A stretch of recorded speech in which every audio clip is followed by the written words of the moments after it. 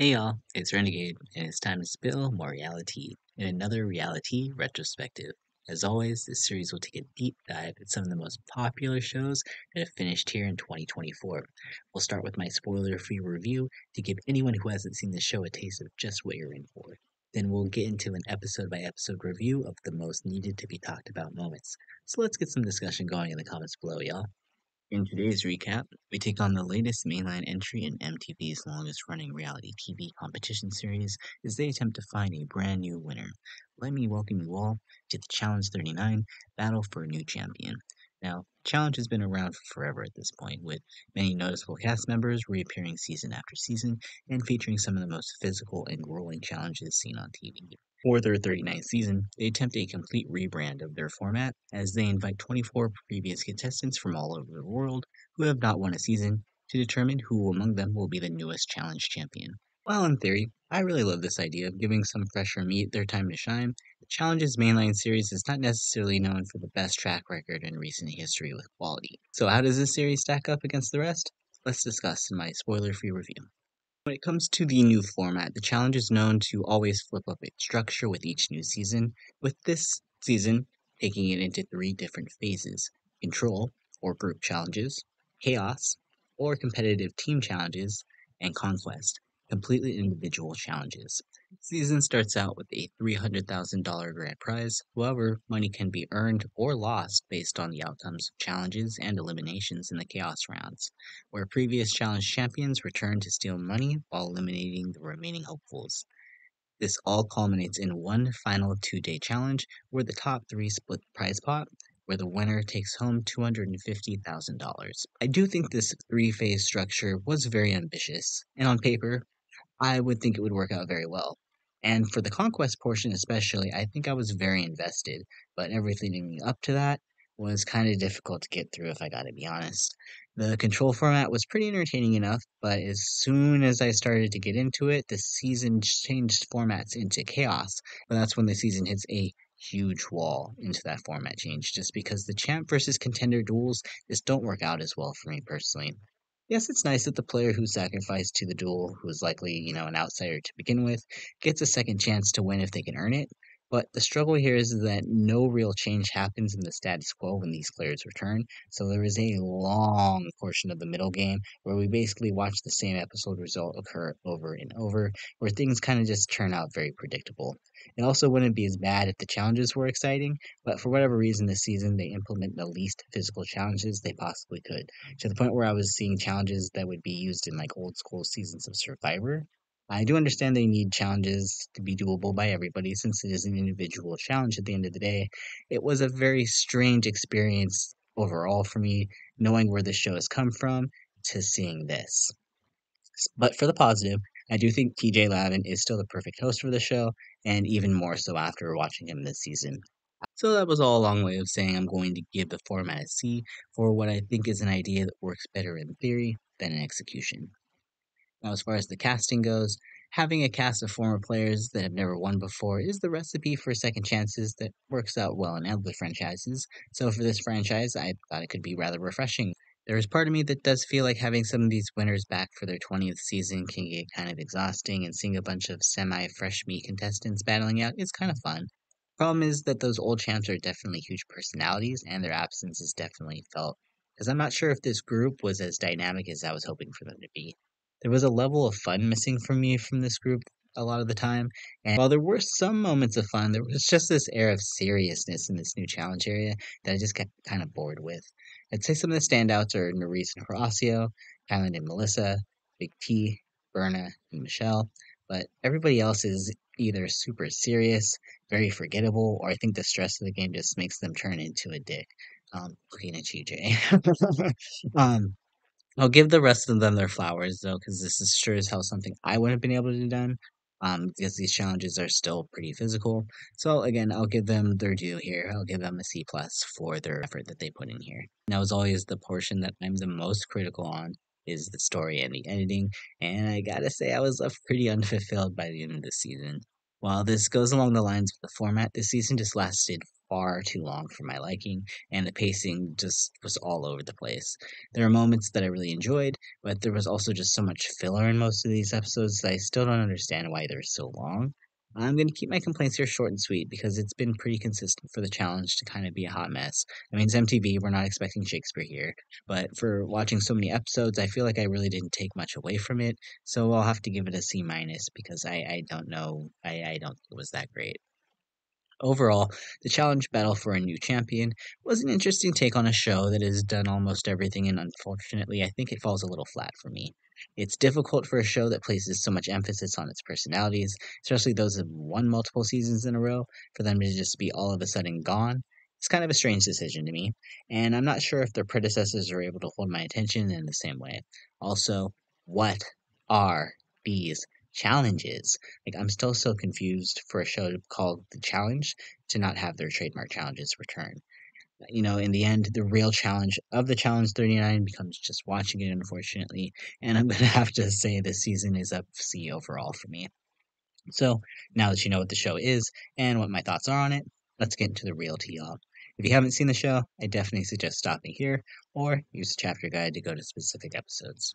So the season premieres following a wild get to know you party the night before, and the 24 contestants come face to face with TJ in the arena, where he explains the rules for finding the next challenge champion, revealing that they are in stage 1, control, where they will be in complete control over how much money will go into the prize pot.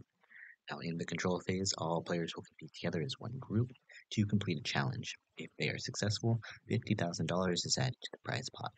Afterwards, the contestants will vote for one player of either gender for the first 3 weeks and a male for the last week due to the uneven numbers to compete in the elimination round in the arena. Afterwards, the contestants vote for one player to compete in the elimination round in the arena. The player who receives the most votes must then call out any player of the same gender as their opponent for the elimination. The winner remains in the game while the loser is eliminated. They are then taken to their first control challenge. Control. Now, the group must enter a deep mud pit, scale a wall to get out with 24 large poles, and then arrange them to depict a challenge logo within 10 minutes. If they are successful, $50,000 is added to the prize pot. Things start out pretty well, but it generally comes down to the group struggling to get Jay and Kieran out of the mud pit. The girls ultimately are moved out of the mud pit first in order to start the puzzle, but wow, is that chaos with them trying to get that puzzle together with puzzle balls. They turn out to be a lot heavier than I think they were expecting, and there is just a chaotic mess going on there. With 2 minutes left, the men finally get out of the pit. Puzzle is still, again, chaos trying to get it together. They ultimately get all the pieces in, and PJ blows the horn, but they are wrong, and challenge is failed. Fortunately, not a great start for these guys. Now to start out some drama here, Berna immediately holds Big T and Melissa accountable, and she's also really upset that she's in a room with Colleen, Jessica, and Raven, and not Michelle.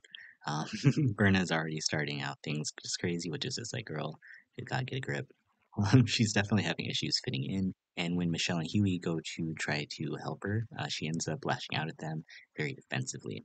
Seems like everybody values her strength, but isn't able to build a social bond with her that's making her a very easy target, although it does seem like she finds a friendly ear with Colleen. Now, speaking of Michelle, she's another vocal point in the episode, and she seems to be working her strategy with her roommates Mariah, Nerese, and Olivia, as well as Raven, and she's seen trying to target someone other than Berna. Michelle also finds herself starting to fall for Kellum, which, in a shocking twist, we found out that Kellum still has a relationship back home. Now, to the other side of the house, Big T wants a female winner to try to get the girls to stick together. But turns out her strategy is not so hidden, and it makes her a target to the other side of the house. Big T also comes correct as all the men feel like they did their job at the challenge, and that believe that it should be between two women. As it seems like Corey, James, and Jay are working a lot of strategy on the men's side of the house. Big T is also shocked when the women turn against each other, as Olivia wants to target Jessica, after learning Jessica has said Olivia's name to most of the men. Now, Jessica's been in her head this entire time, thinking that she's going to be a target due to the fact that she's small in stature, so it's clear going into Liberation that the puzzle was a true metaphor for how the women are currently working with each other in the game, which, at this point, they weren't. So we head to the first deliberation, where Kieran gets some heat initially for being the one who devised the plan for the challenge, but Jessica basically paints a huge target on herself by saying that she doesn't think she's going to win and just wants to help someone else win the prize, which is like, girl, what? You do realize there's like team challenges here. You're not going to want to work with someone that they think is weak, and the fact that you're calling yourself immediately as the weakest person in the room or one of the weakest people in the room, probably not a good look. So when we get to the actual vote at the arena, everybody votes for Jessica, including herself. Um, the odd man out, though, here is Horatio, who decides to cast a vote for Big T. Just like, oof, why'd you just stick out like that, Horatio? But no, Horatio wants to play with his integrity and with his gut. So you do you, Horatio. But a 23 to 1 vote, not looking good for Jessica. But we find out that she gets to do what she wants in the elimination, and she picks Big T. So our first elimination comes down between Big T and Jessica, and their first arena elimination is called Fallout. Players begin suspended in a glass cube. They must remove tiles from the cube before pulling a rope to retrieve a hammer and use it to smash through the glass floor. First player to smash through wins. Now, Big T gets a huge advantage on Jessica from the start. Big T powers through it, gets to the rope first, pulling out her hammer, and smashes through the bottom of her cube, successfully winning the challenge and making Jessica our first player eliminated from the challenge 39. Now we begin episode 2 with them basically painting where the alliances stand, and it seems like there's basically a huge division between the American players and the international players. Jay reveals there is a U.S. alliance with Soph, Corey, Ed, Horatio, Kylan, Michelle, Mariah, Reese, and Olivia. He also has a close relationship with Berna, Colleen, and Emmanuel. Jay reveals that although he's American, Chauncey is not really a part of the alliance, but is being appeased at the moment as an extra member. Now, we get to the second challenge, ball control, and the group has 23 minutes to collect 23 balls in the water, with the names of each remaining contestant on them, and then they have to drop them into a chute at the top of a tall platform. To reach this chute, they must climb and clip their life jackets to hanging ropes to form 2 human ladders. Additionally, each ball can only be placed in the chute by the player assigned to it. Each deposited ball is worth $2,000, and a bonus $4,000 is awarded if all 23 balls are in the chute at the end of this challenge. And now they have to build a human pyramid, and this looks really painful. They pan to Horacio, who's at the bottom of his line, and he looks like he's just drowning for most of it. Olivia takes some huge smashes to the face. This just does not look like it's doable. Like, how are you going to do this in what time do they have? Like 30 minutes? Don't know how this is even possible. Anyway, seems like one side is doing much better than the other. The second side that's struggling has Chauncey on it, and he makes a huge blunder when he falls from the top of his rope. While Huey is seen as maybe not as the strongest competitor, just because he does not get clipped to his side of the rope either. Now, while side 2 is in shambles, side 1 does a lot better, causing side 2 to try to bail and climb up their side in the remaining time. However, only 3 people are able to get their balls in: Colleen, Michelle, and Zara. And Melissa, when they're trying to pull her up towards the end of the challenge, she struggles, she freaks out thinking she's going to fall, and basically wastes the rest of the time. And they fail the challenge again. But they do get $6,000 for the 3 balls that they added earlier. Now we learn that Kylan and Melissa are growing closer, and everybody kind of pressures Melissa into trying to kiss Kylan at a night out. Melissa gets offended because Kylan doesn't want to kiss her in front of everybody, and they kind of have a moment. But Kylan reveals that he was diagnosed with autism, and he feels like he just processes information differently than her, and it's not about her. Melissa eventually forgives Kylan. They get back together, and Melissa just realizes that Kylan is very focused on the game right now, but kind of has an issue with it because he's focusing on the game even when they're alone. At the same time, too, Raven is finding herself conflicted as she has a soft spot for Chauncey, but after Chauncey's performance in the challenge, he is seen as a huge target and being ready to be let go by the US Alliance. Nerisse and Olivia clock Raven for her trying to support Chauncey and wonder if they could really continue to rely on her. The second deliberation, Huey puts it out on the table that he's there to compete, and he's not scared of elimination, but he wants them to stop thinking he's the weakest competitor, thinking he's going to be thrown into elimination tonight. On the other hand, Chauncey tries to gather support by saying, "Who have I done wrong here? Wow, did he decide to open up a can of worms here?" He goes to Horacio first, and Horacio says last season he said he wouldn't say his name, but he did. Oops. Okay. Then he goes to Michelle, which is another huge mistake. And Michelle just airs all of Chauncey's dirty laundry from last season of how he did her wrong and how he did Jay wrong. This is just not turning out well here for Chauncey. Now, it seems like the women of the U.S. Alliance are really in control here as they discuss with Colleen who to go. It definitely seems like Raven is now on the outs of this group based off her decision to support Chauncey, so she finds support in Karen, and everybody thinks she's selling out the Americans when they find her go directly to Kieran after their strategy discussion. And she actually tells them that Chauncey will only pick an international male, which causes all sorts of drama for Raven. Now at the vote, basically everybody votes for Chauncey, including himself, which I'm like, not this again. A few of the guys burn their votes in an attempt to get the heat off them, including Kieran, James, and Kylan, but Chauncey sees through it and decides to gain support with his U.S. alliance and calls out James. So Chauncey and James will be in our second arena elimination, Might Light.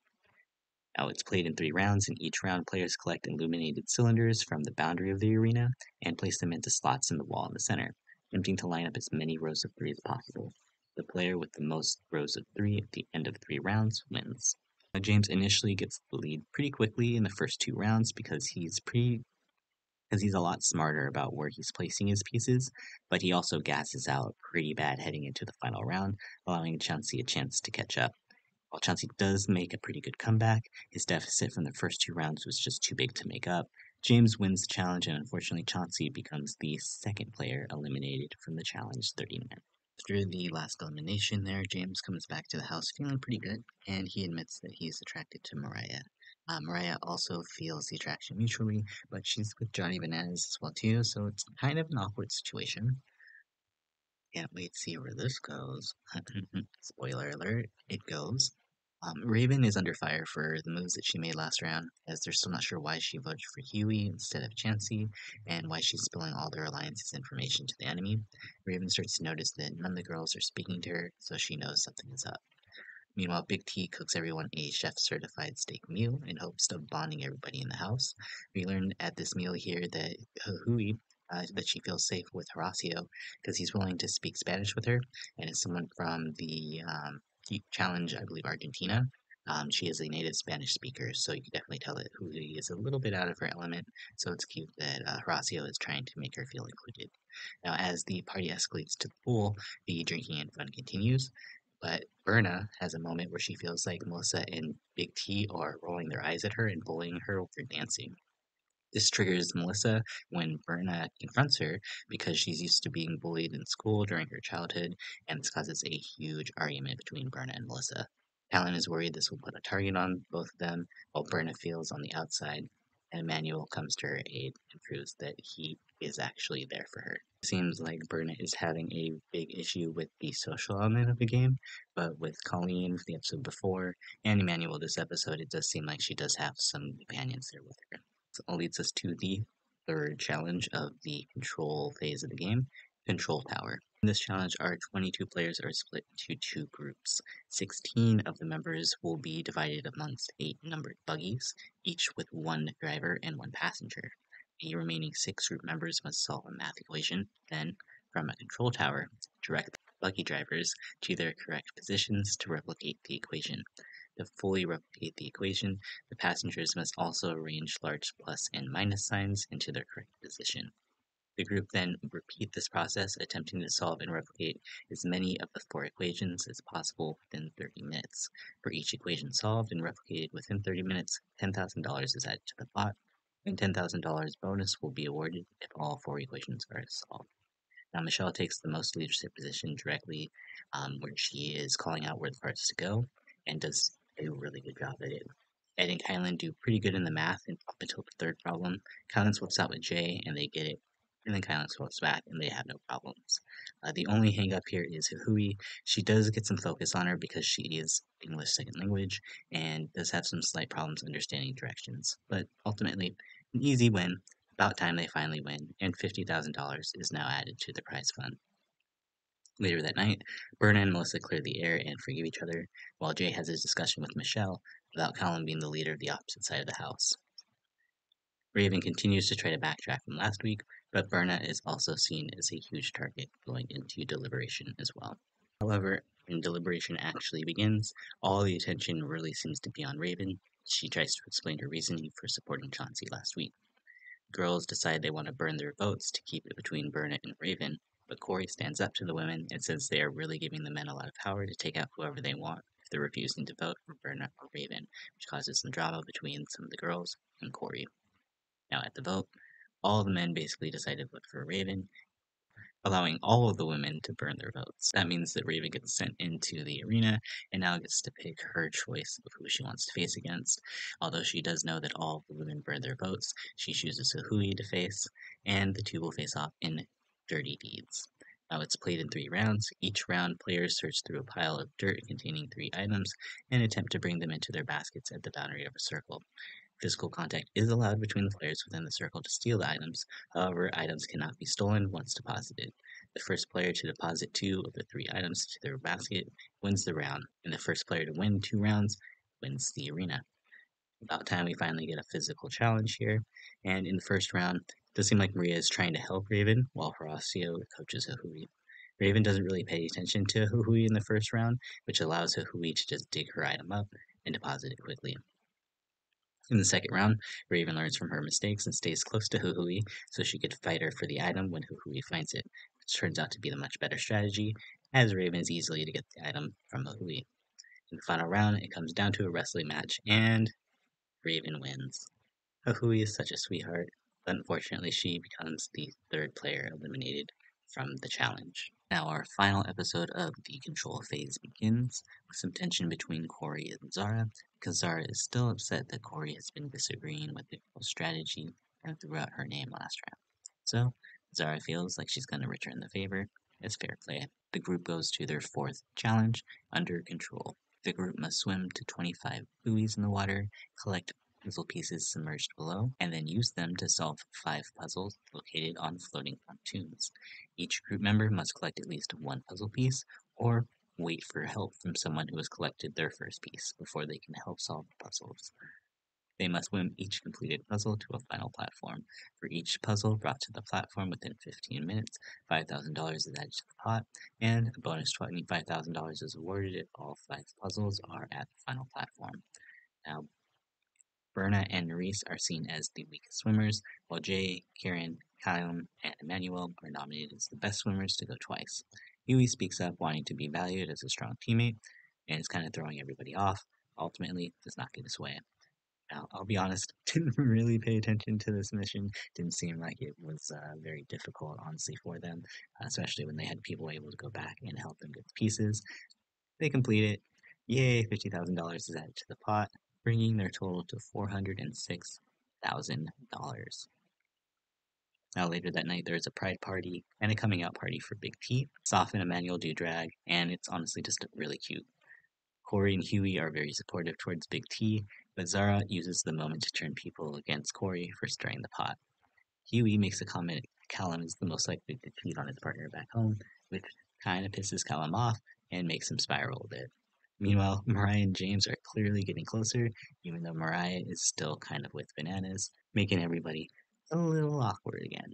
Going into deliberation, James points out that Corey and Huey are the names floating around, which shocks Huey, and he gets really defensive.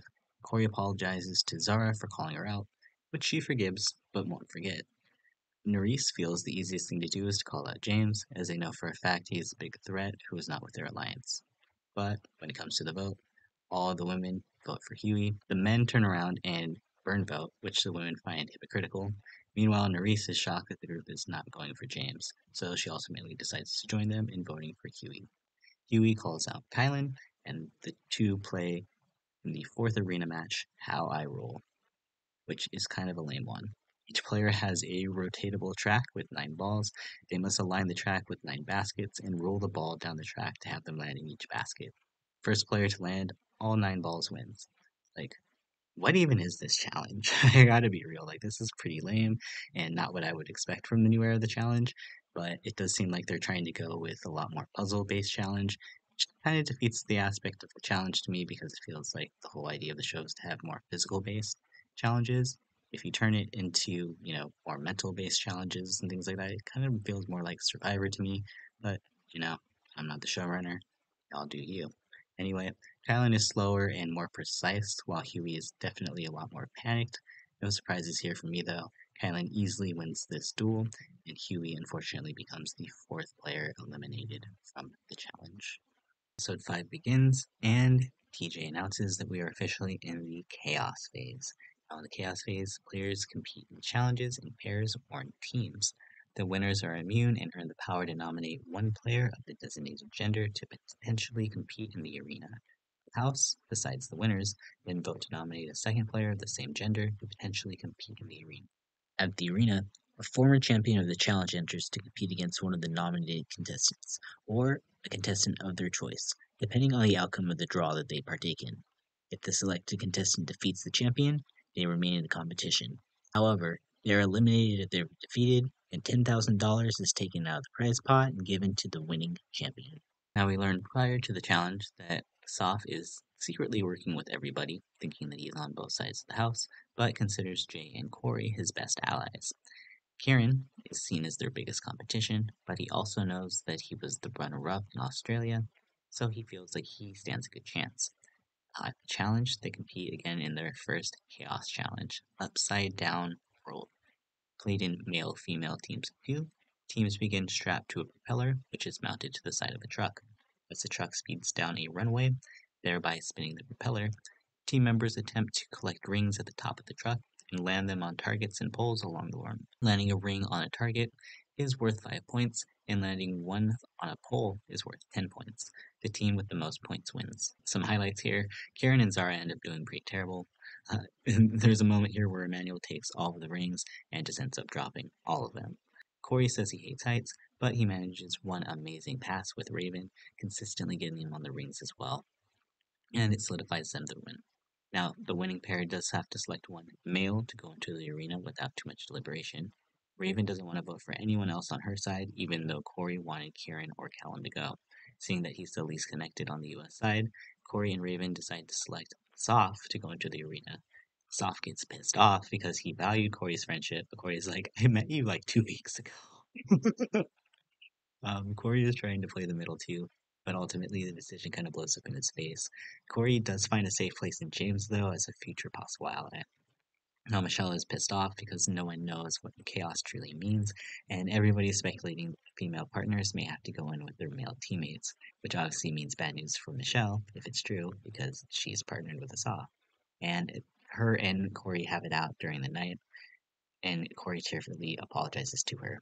Michelle feels stuck because all of the other pairs have her friends in it, meaning when Asaf wants to target Karen and Zara, she has no choice. Maurice and Horacio are starting to get very physical as well too, surprising Olivia and making Jay worry for Horacio because Maurice is a party girl and will probably work him. At the nomination deliberation, Asaf and Corey basically go at each other, but eventually conversation turns to Asaf calling out his real target, Karen. Although for some reason Emmanuel gets some votes, the majority of the group give Asaf what he wants, including Kieran, and they decide to vote for Kieran. At the arena, everybody learns the twist. They will instead be competing against a previous challenge champion, and this week it is Jordan, the current world championship title holder. Now, Jordan comes out, and it's announced that Asaf and Kieran will not be dueling against each other, but instead they will be facing off against Jordan. If Jordan beat them, he would eliminate them from the game and successfully steal $10,000 from the prize pot. Jordan's opponent will be decided by the draw, or one of three swords says either one of the names of the competitor's name or champ's choice to take out who they want. Jordan ultimately selects Kieran, allowing Asaf to return to safety. Kieran wins round 1 by a large margin, and it seems pretty clear at the start of round 2 when Kieran gets 2 points immediately that Jordan is letting Kieran tire himself out. All of a sudden, Jordan turns it on, coming back to easily win the next 2 rounds, eliminating Kieran and taking $10,000 for himself. So we return from the latest elimination, and it seems like Big T and Melissa are the biggest targets out of the US girls at the moment. Seems like Asaf, Michelle, Jay, and Nerys are locked in as the Fantastic Four, while Nerys continues to flirt more with Horatio, thinking that they have an opposite attracts vibes, while Michelle and Corey try to fix the rift, but it seems like Corey will always have in the back of the mind that he's on the outs. We head to the next challenge, Bingo Bango, played in 2 teams of 6 and 1 team of 7. Each team begins with a 5x5 bingo board. One at a time, TJ will drop a numbered ball into a mud pit, and one member of the assigned gender from each team will enter the mud pit, attempting to collect the ball and slot them on their board. The first team to line up 5 balls, either vertically, horizontally, or diagonally, will win. Now, Olivia, who is a member of the turquoise team, wants to sabotage her team because Melissa and Big T are on it. Turns out blue and red team up against turquoise, so much so that Melissa finds out and causes a huge physical spat with Nerys. Zara ends up being super speedy and a huge asset for her team, allowing the red team of Berna, Colleen, Emmanuel, Horacio, Kylan, and Zara to win.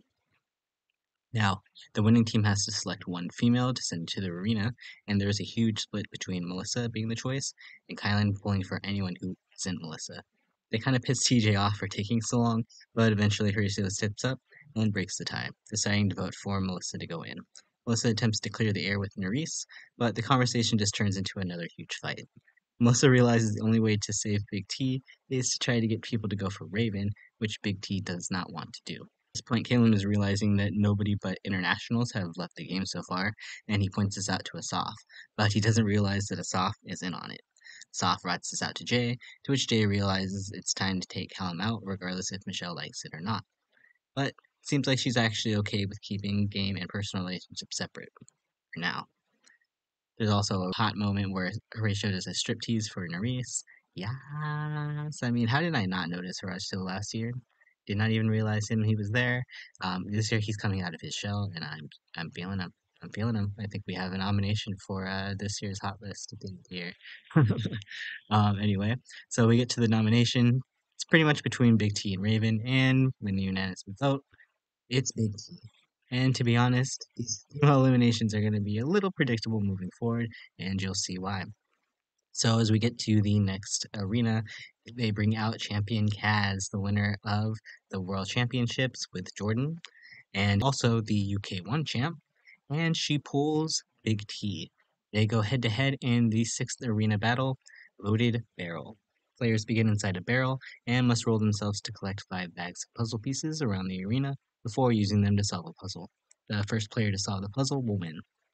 Now, Big T actually has a really smart strategy to gather all the bags in one spot in the middle of the arena and then drag them all in at once.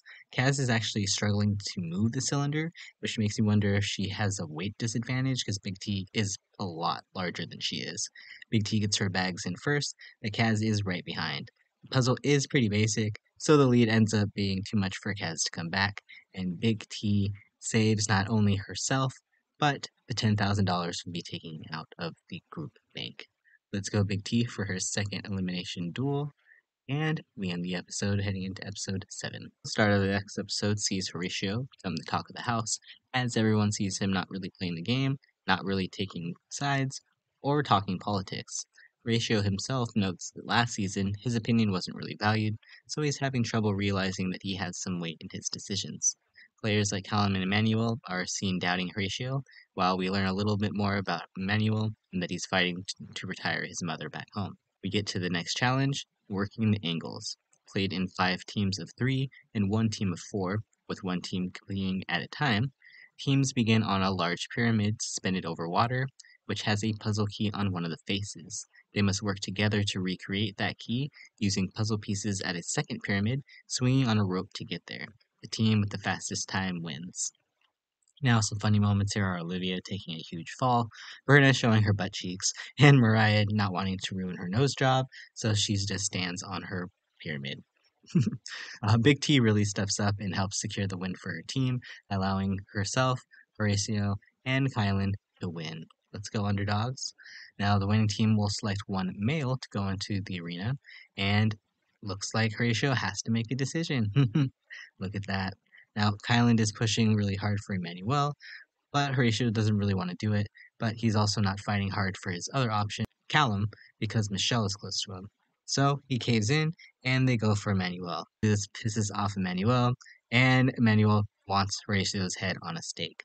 Jake calls him Dracula, and, well, maybe I'm kind of into vampires now. So Calum at this point feels like Nerys is the master manipulator and continues to stay close to Michelle, and Michelle sets up a date for her and Calum. But isn't he still with this other girl back home? Like, sorry, Michelle, you need to figure this out. Now, as we get to the next nomination, Corey seems like he's still on the outs of his alliance, and in order to save himself, Corey lays his cards on the table and outs the fact that he's been playing Big T and Melissa, causing a huge fight, and making everybody kind of question him if he's really able to play other people like that. Is he really loyal to anybody? Now, Corey says he's only with Jay and Michelle, but it looks like this actually backfires him because everybody votes for him. So we go into the next arena with Corey and Emmanuel as our options up for elimination. When we're introduced to our champion, season 38 winner, Devin, he reveals that he wants to cause chaos. And guess what? We're in the chaos stage, so perfect timing here, Devin. At this point, we're still waiting to see what is happening with the third random option, who will pick it, what will happen, and guess what Devin picks? The third random option, which turns out to be a mace, and causes chaos officially. PJ reveals that Devin now gets to pick whoever he wants in the entire arena to face, as long as they are of the same gender. Most people are saying Corey. Michelle kind of half-heartedly says not Caleb, while Mariah kind of does the same with James, but no one's really defending anybody here. Michelle says her and Devin are super close outside the game, but then Devin picks her dude thing, Caleb. It's like, are you really that close, girl? Devin immediately regrets it, not realizing how close Michelle was to him. But, oops, he's here for chaos. So they compete in what is got to be the lamest challenge I think I've ever seen on the show. Totally mental. In this challenge, players must place 10 crates of miscellaneous items in a line and then count the contents of each crate. Once they've counted them, they then arrange the crates in numerical order based on those counts. The first player to correctly order all 10 crates wins. Like, it's literally just counting. Oh my god. You have all this drama and you build it up for this result. Okay, anyway, moving on. So, during the challenge here, the group is kind of helping Callum here, but Devin seems really focused. They finish within seconds of each other. Devin calls check first, and he's wrong. But Callum is wrong too. They go back and forth a little bit until one person finally gets it right, and it is Devin. Devin wins $10,000 and eliminates Caleb from the game. After the challenge, it's kind of hilarious. There's this moment that Devin calls out Mariah. It seems like that she's really close to James. It's pretty obvious here that they're kind of banging, and he feels bad for Johnny Bananas here. And this quickly is becoming my new favorite storyline here, this Bananas Mariah James love triangle. Can't wait to see what happens next. So we are down to 18, and we return to the house on episode 8, with Emmanuel coming back with his eyes set on vengeance. Kylan, Big T, and Horatio are in his sight. At this point, the women seem very insulated, as Big T and Melissa continue to be on the outs, while Raven is still not completely trusted by everybody, and Zara is seen as the best endurance athlete. Colleen starts to step out of her shell a little bit more. She reveals at this point that she's always attracted to the bad boys, and she became a therapist to figure out why. Gotta say, if she's real about this, best reason to become a therapist ever. There's so many issues I still need to self-diagnose, so way to go, Colleen. So we get to the next challenge, Tower of Power. Each team has a tower surrounded by 2 gates and have 30 minutes to use the provided items to barricade the gates as much as they can. After the 30 minutes are up, teams will switch positions and attempt to break into their opponent's tower. First team to break into their opponent's tower and lower the flag at the top wins. Initially, everything starts over a battle for this big chain. The orange team gets it, and it turns out to be a really great barricade. So they ended up tying it to the door and using all the cinder blocks and tying it through the cinder blocks. Now, on the other team, Kylan kind of takes responsibility and takes a really long time on securing the door with the rope. While breaking in, Kylan gets smashed in the face with one of the chains, which stalls the rest of the blue team, and ultimately the orange team's fortress is just a lot stronger with the chains.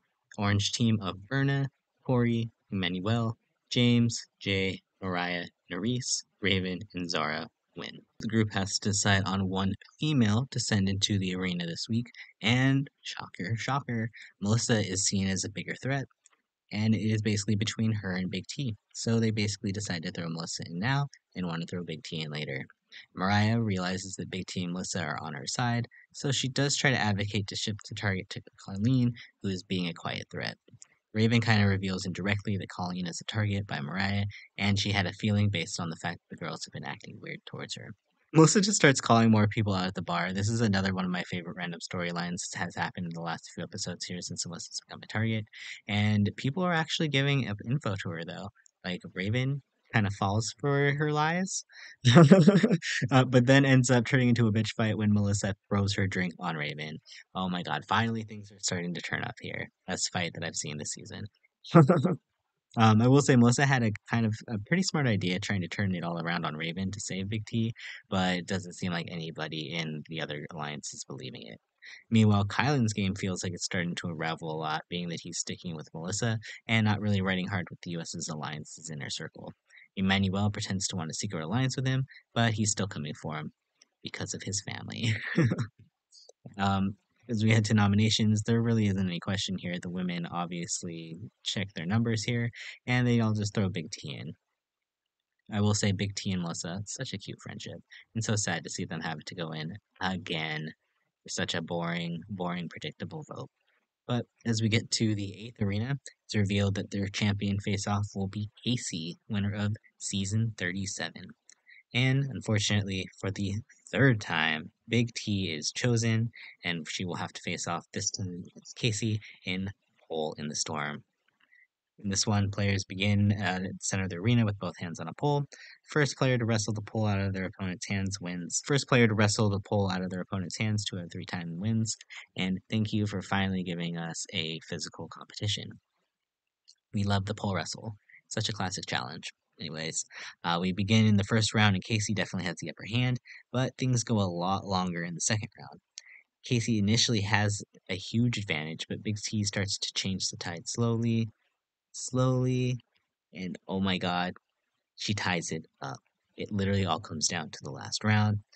Fortunately, Big T is caught off guard when Casey just goes super hard at her, muscling the pole right out of her hands, and unfortunately, for the third time, it's not the charm for Big T, and the star of our show has been eliminated. I will say though, it does seem like the editors really enjoyed the content that Big T was giving.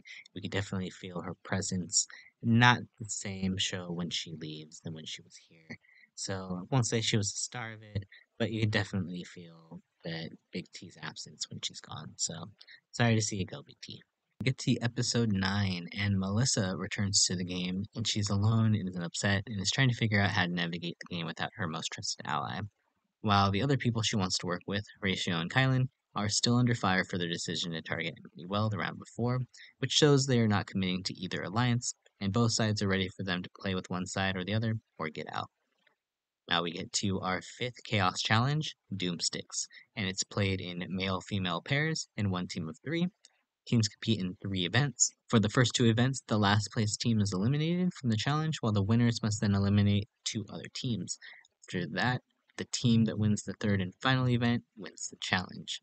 In the first one, Speed Sticks, the team begin with 5 sticks, which they must transfer to a rack at the end of the other field, one at a time. After depositing each stick, teams can bring another team's stick back to the start to slow them down.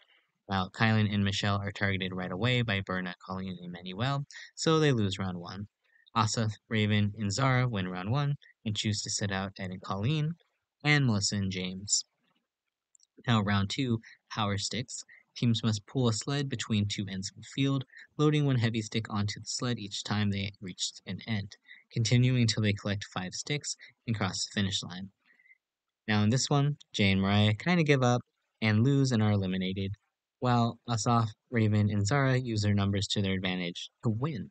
They decide to take out Corey and Olivia, and Horatio and Nerys, choosing to face off in the final round against Berna and Emmanuel. Now in the final round, pick up sticks. Teams must use a pole to hook and transfer 7 3-dimensional pieces to the end of a field, one at a time, before using them to solve a giant block puzzle. Now in this round, Berna and Emmanuel make much better time collecting the last pieces, but they get stuck on the puzzle, whereas the trio takes longer to get their pieces, but they're able to breeze through the puzzle, and 3 events in a row, Soph, Raven, and Zara win the challenge. Now it's revealed to be once again a ladies' day, more likely because there's probably more women still in the game, which shocks everybody because everybody assumed it was a guys' day. Soph, Raven, and Zara pick Melissa, which annoys Kylan because Melissa thought she was close to Soph for being parents. But Soph misunderstands what Kylan says and starts a huge verbal altercation. And I'm also kind of annoyed here. It's like, okay, let's just send Melissa in. Again. Boring. Meanwhile, Colleen is upset because she knows she's still on the outs, and to make things worse, she's upset that Emmanuel apparently has been messing around with her off camera when they know that he has a girlfriend, and Colleen feels like he also flirts a lot with Olivia and Raven, which makes her confront him. They have a very long talk, and Emmanuel realizes that he done fucked up. Now, Mariah is seen as a huge liability in the situation given that she now spends every moment with James, and everybody's wondering if they should cut her loose over Colleen, who is shown to be loyal. However, in the nominations, it's pretty unanimously Colleen, but Emmanuel votes for Mariah, and Nerys votes for Verna. So, heading into the 9th arena, we have Colleen and Melissa as our prospects as one of my favorite champions, Miss Tori, makes her way out into the arena. Now, my favorite storyline is continuing with these champions relaying information to Mariah from Bananas. Fair to the challenge, Tori calls out Mariah that Banana knows, saying that he's upset and heartbroken. Well, I guess Devin said something. Now, when it comes to the draw, Tori picks Melissa, and fortunately, Melissa will now have to fight for her life against one of the greatest challenge champions in existence in Going Under. Players must collect puzzle pieces submerged in a water tank and arrange them to match an answer key, which can only be accessed by pulling a rope to lower the board in the tank. The first player to finish wins. Now, Melissa struggles pretty difficult here, being that it is a big water tank, and it's Tori, who is just pretty much good at everything. There's really no competition here, unfortunately. Melissa is easily eliminated, and Tori takes out another $10,000 from the group bank account, leaving the total pot at $366,000. And they're only halfway through this chaos phase, y'all. Like, y'all are gonna have no money left by the end of this. So that takes us to episode 10, which marks not only the halfway point through the chaos phase, but also through the season. Oh my god, we still have so many more episodes to go. The season is so long. Okay, so anyways, it begins with Michelle trying to convince Mariah that she needs to slow things down with James, because she's becoming a target to Johnny Bananas and his friends outside of the house. Kylan is sad that Melissa is gone, and he now knows that he's on the outs. While returning from nomination, Pauline, who said that she was playing with her heart, is now playing with her head, and Molina is now in the building. Colleen feels sus of Michelle and Jay playing all sides, and kind of brings it up to Berna, who sees that they're playing all sides too. We get to the challenge, Skyball, played in 2 teams of 8. 4 team members begin inside of a suspended sphere filled with 130 balls, while the remaining 4 members remain on the ground.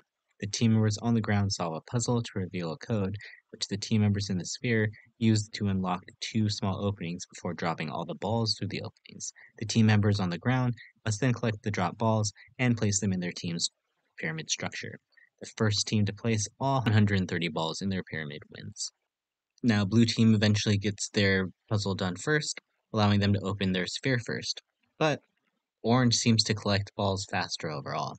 There's a funny moment where Nerys just gets smacked in the face with a ball. Sorry, Nerys, had to bring it up.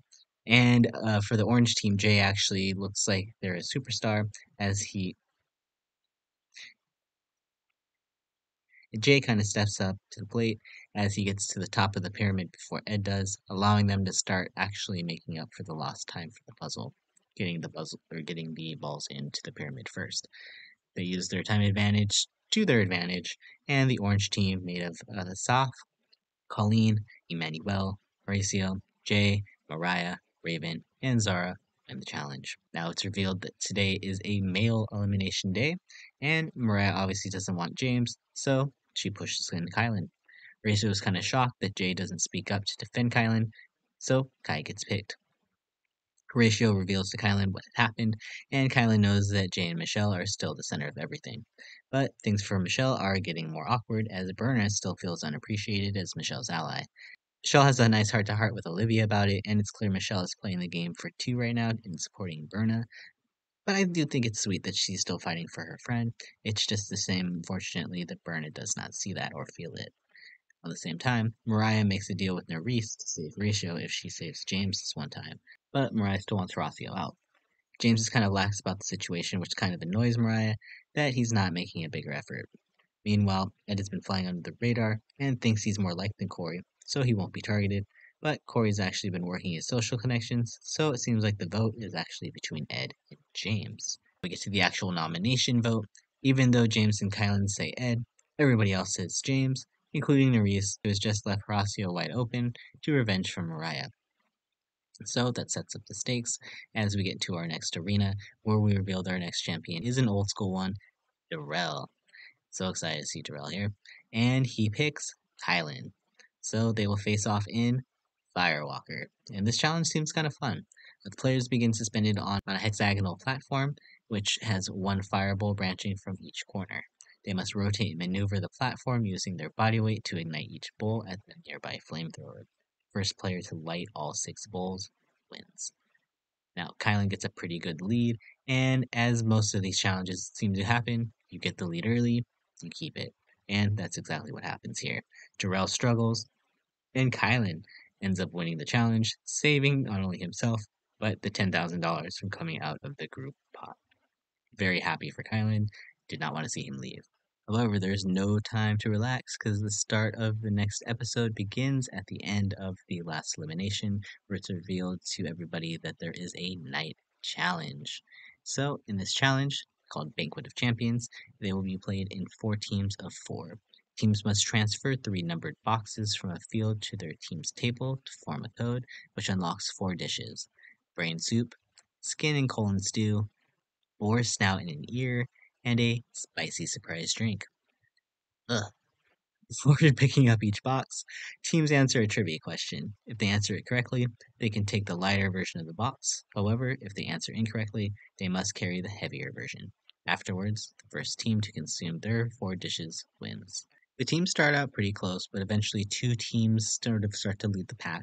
We have Berna, Emmanuel, Horacio, and Zara, and Colleen, Corey, James, and Mariah. But honestly, everybody kind of catches up at the end, and it just turns into a giant puke fest, as expected. One team manages to power down everything faster using sheer willpower, and the win goes to Colleen, Corey, James, and Mariah. Now, the winning team gets to select one female to go into the arena, and Berna is Mariah's target. But Corey is pushing Raven. Doesn't seem like Colleen or James or even Mariah really try that hard, and they all go for Raven. Corey and Raven have it out, as expected, because Raven still feels like she's being targeted by Corey. Sounds like the talk is likely Berna as the house vote, but Zara is not out of the clear either, because everyone sees this as a good opportunity to get rid of someone as a big threat. Michelle is worried about Laurel coming back and coming for her blood. Now, they also have an anything but clothes party, and Horacio and Nerys kiss. Aww.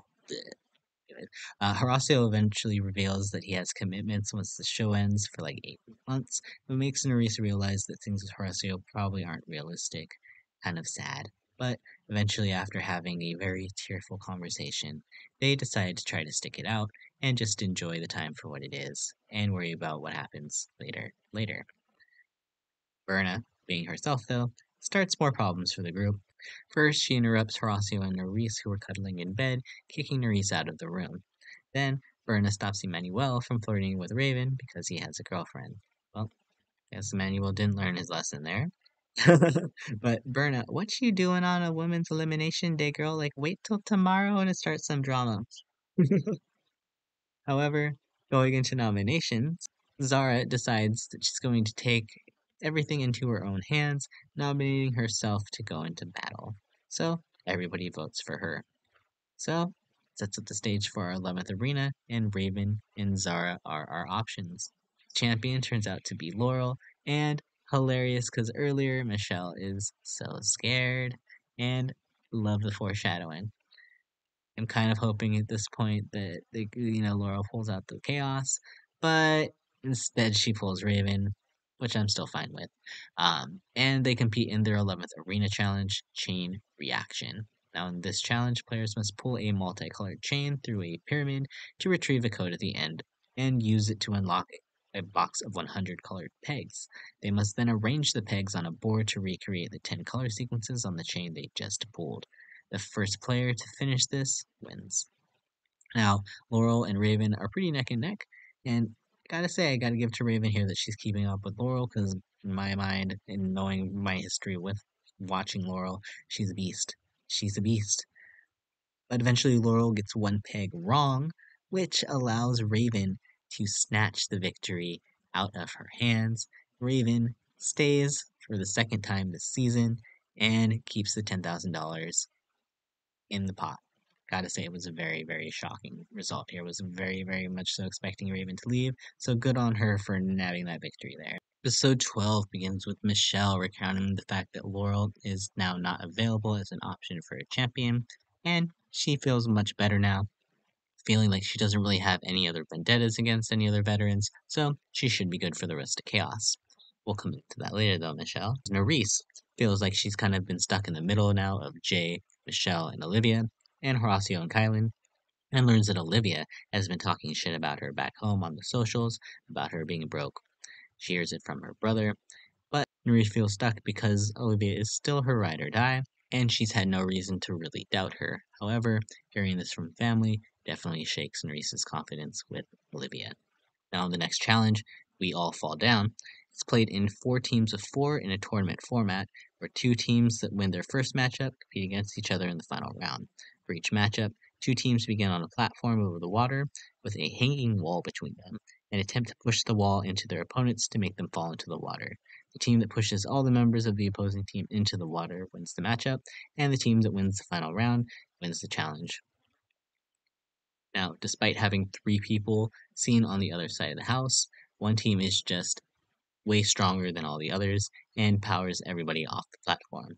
That team, Berna, Ed, Horacio, and Zara. Now, the winning team has to pick one female to send into the arena, and it is Colleen, who is pretty much now on the outs of everybody here at this point, and she's pissed, and she's ready to make a move. However, it does look like things are kind of starting to turn against Michelle, as everyone knows that she's really only loyal to her core group. Kylan has a really good conversation with Colleen as well to lure him to her side. However, it doesn't work immediately. When we get to the nominations, only 2 people on the outs seem like it's Raven and Zara, and Raven is seen as the easiest target left between them, and it's thrown in once again. The women, never failing to have a predictable elimination. They have their chain of power, and it is set. So we head to the arena, and oh my god, so excited to see Cara Maria. It's been so long. She looks so good. No, Cara comes out, and Colleen reveals to the group that she just basically keeps getting sent down over and over again. Being that she was also an underdog and can relate to Colleen's struggle, Cara says that she wants to stand up for those who were picked on, and goes to the safe girls for their input on who should be targeted if she gets chaos. Cara calls out Michelle, but Michelle refuses to give Cara a name. So Cara says if she refuses to do so, then it will be Michelle. Like, Michelle, just say something. Just say something. And too bad for her, because Cara, of course, picks Chaos. And what does she do? She sticks it on her promise and picks Michelle. It's like, oh, Michelle! Michelle! You were doing so good, and you're just getting so caught up with all of these names. I'm like, you won $1 million on Survivor. You should know how to manage things better than this girl. You know it. Kind of love that this has all happened, but I won't lie, I'm rooting. Actually, I don't know. I mean, I love Cara, but I gotta say I'm rooting for Michelle here. Old school CBS loyalty. Um, so yeah. Anyway, they compete in their 12th arena challenge, Blockhead. Players must transfer 9 large cubic puzzle pieces from the boundary of the arena to their respective platforms in the center, and use use the pieces to solve a puzzle. First player to solve the puzzle wins, and the pieces are very heavy, so Michelle initially has issues pushing the boxes, or even blocks her in with one of the boxes, which was hilarious. However, anybody who knows Kara knows that she is terrible with puzzles, and Michelle's pretty good at them. So Michelle comes from behind to win it. Gotta say, happy for Michelle. She gets to put up not just doing all. Whoever was saying that, I know a lot of people talk that she's just doing strategy, that she's playing the game just like Survivor, which I don't blame her. For me personally, the game isn't necessary to put yourself into elimination. There's a lot of different strategies that you could have to it, but ultimately, if you're not in elimination, you're not going home. But I'm glad that Michelle just kind of put up right here and took out one of the biggest champs in the game. So if Michelle gets to the end, she will have earned it in my eyes. And we are now at episode 13. And for me, I think the negative part of the entire of this chaos round is starting to show, especially when we have the same people kind of getting thrown in over and over and over again. And then at the same time, too, we have the fact that there's no real eliminations that necessarily happen at the end of the game if they manage to save themselves. So for me, these last few episodes have been a bit of a slog, and the status quo hasn't really been changing too much either. Jay seems to officially have entered his villain era at the start of this episode, and he's living for it as his alliance continues to hold power over the house. Seems pretty clear that Horacio and Kylan are the most vulnerable men, but James isn't out of the question either, but his relationship with Mariah is helping him move up the ladder a little bit. Now, we get to our 13th challenge, getting tanked. It is played in 4 teams of 4, with one team competing at a time. 3 team members enter a water tank on the back of a tank truck, which is filled with dozens of floating letter tiles, while the 4th team member remains on top of the tank. As the truck swerves down a runway, team members in the tank must search for the letter tiles needed to spell out the phrase Challenge Champion and hand them to the team member on the top of the trailer, who slots the letters into a board to form the phrase. The team with the fastest time wins. Kind of hilarious. Well, not hilarious for him, because Horacio, unfortunately, is being sabotaged because Asaf and Michelle, who's on his team, decide to throw the challenge. Kind of sad, kind of funny to watch. Ultimately, one team does not really have a house target on it, and that is Berna, Corey, Ed, and Olivia, and they win. We learn that it is a male elimination day, and Horacio is still seen as the biggest in-game threat left, so he's thrown in. And Olivia is struggling with it all because they were together on Ride or Dies, but she feels like he doesn't ever try to stick up for her while she's constantly defending him. Jay basically tries to push Olivia away from Horacio to get her to fully on his side, but this kind of actually backfires because Nerys sees what Jay's doing and calls him out on it. It looks like Jay's actually slowly starting to push people away after he gets into a big fight with Raven as well, as Kylan begins to step up his political game, pointing this out. Berna, Colleen, and Corey realize they're kind of the swing votes, but they also know that if they stay in the larger numbers, they can be protected at least until the Conquest phase, and then all bets can be off. So, trying to make a move at the nomination, Horacio, Kylan, Raven, and Zara decide to throw their votes at Jay. However, everybody else sticks to the majority, sending Kylan back in. So, Sage is set, my 2 favorite guys are down in the arena, and they're up against my other favorite winner, Brad. Brad, have a long history with Brad. Watched Brad on Real World San Diego. Watched him lose multiple times, come so close, and then finally get the win in, I believe, season 20. Season 20, y'all. Season 20. We're on season 39 now. Insane. So it's glad to see Brad back here. He gets to the draw and selects Kylan, who will be going in for yet another arena, which is like same people going in arenas over and over again. So sad. They will be playing What's Going Down. Each player begins at the top of a 5-level tower with 10 numbered balls on top. They must slide the planks that make the floor of each level out so they can descend to the bottom of the tower, collect all 10 balls, and place them in a chute at the top in numerical order. First player to finish wins. Kylan is moving very fast at the start, being able to see how to get to the bottom of the tower faster with removing the planks. He gets a full ball lead on Brad, and slays his second champion as his birthday present. Let's go, Kylan. Very happy to see you stay. Kind of annoyed. This is like, what, the fourth episode in a row now that nobody has gone home. Some of these hoes leave. There's like been 16 people for so long. How are you gonna have 13 episodes and only 8 people leave? Like, come on now. This is it. Episode 14 and the final episode of the Chaos Phase. There's clearly a lot of tension in this house right now. Nerys and Olivia are definitely still in the middle of the two sides, but Asaf, Berna, Emmanuel, Jay, Michelle, and Mariah feel like they're now the core, as everyone else is showing some loyalty to Horacio Kylan's side. We get to Challenge 14, Off in the Distance, which is going to be a mini final played in 4 teams of 4. Teams carry a pole and race down a trail to 3 checkpoints, and complete each checkpoint to obtain a bag of puzzle pieces. After completing a checkpoint, teams must bring the puzzle pieces back to the starting point using a pole before continuing to the next checkpoint.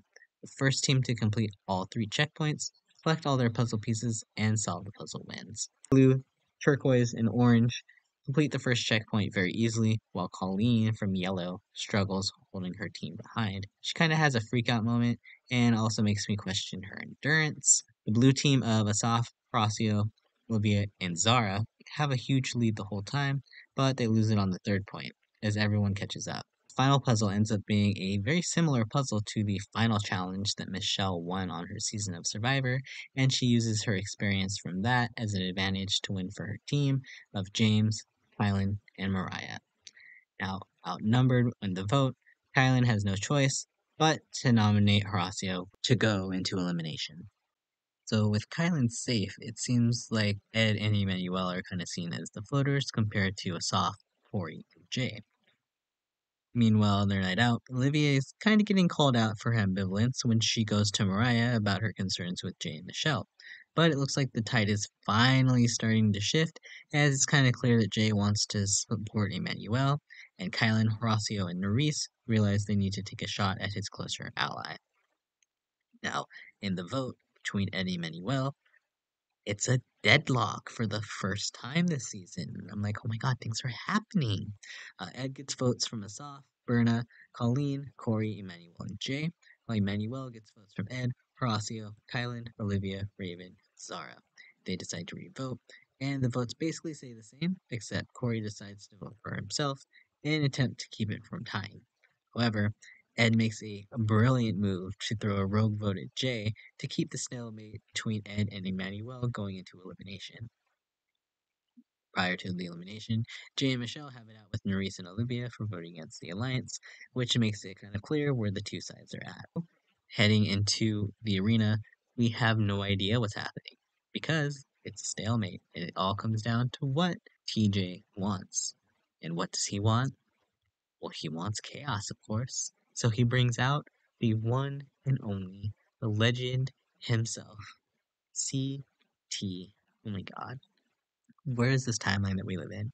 That we get CT on our screens here and on a full season of Traders. Love. Anyway, so excited to see CT. CT is one of my favorite people on the show. I think he's probably my favorite challenge competitor, actually. So, very happy to see him here. And he basically just gets to take the Chaos Mace and pick whoever the hell he wants to fight against. Being that he doesn't know him as well, he decides to pick Asaf, which is kind of funny because at the beginning of all this mess, Asaf was upset that he did not get to go against Jordan and duel against the champion because when are you going to have a chance to do something like that? Oh, well, look, here's your time here, Asaf. He'll be playing Mind Grind, another kind of meh of a duel. The players must push a 250-pound wheel across the circle and into a hole at the end to raise a partially completed math equation. They must search a box of number tiles for the missing numbers and place them in their correct positions to solve the equation. First player to finish wins. Now, I'm actually surprised here because Asaf is keeping up with CT during the strength portion, but Asaf does not know what prime numbers are. And despite Jay trying to help his buddy, fortunately CT is no idiot and is able to solve basic math, completes the puzzle rather quickly. CT takes the win in the final opportunity, takes $10,000 out of the prize pot and unfortunately eliminates a soft from the game. And just like that, we end Chaos Phase with a bang. Gotta say, this was a amazing episode. Wouldn't say it made up for all the other past logs of episodes, but this was a great episode. Great episode. And that takes us to episode 15 with our final 15. And it is now the start of the Conquest phase. And things are finally going to start happening. I will say these last two episodes are really good. Now, in the Conquest phase, players compete in challenges and eliminations individually. The winner of each daily challenge becomes immune, while the last place player, regardless of gender, is eliminated. The nominations are determined by a chain of safety, where the challenge winner selects another contestant, regardless of gender, to save them from elimination. The saved contestant then selects the next contestant to save, with this process continuing until three contestants are not saved. The three contestants who are not saved compete in a private elimination round, where the winners remain in the competition while the losers are eliminated. And prior to all of this going down, Jay is pissed about losing a soft. Kylan and Berna are talking about something completely random in the kitchen while Jay's in there. Jay sees them laugh, and Jay just goes off on Kylan about not being upset for seeing a father leave. Jay, your villain arc is turning. This heel turn, it's too much. Nerys and Olivia have officially flipped, and the game is on. Get to the first Conquest challenge, Dark Tide. 5 players at a time are strapped to a speeding boat and are dropped into the water once the boat reaches a certain point. Players must then swim to a paddleboard and paddle to collect 3 rings floating and return them to shore. Once on shore, players must then throw one of their rings around a pole from behind a line. The player with the fastest time wins, while the player with the slowest time is purged from the competition. In the first heat, Horacio blows everybody out of the water, while Raven has never paddleboarded before and says her weakness is in the water, so she's taking a really long time. In Heat 2, Mariah really struggles, while Kylan comes in first. In Heat 3, Ed is motivated by almost going into elimination and comes in first, while it seems like everybody in this group is moving pretty fast, so I'm not really worried for Berna when she finishes right behind Olivia.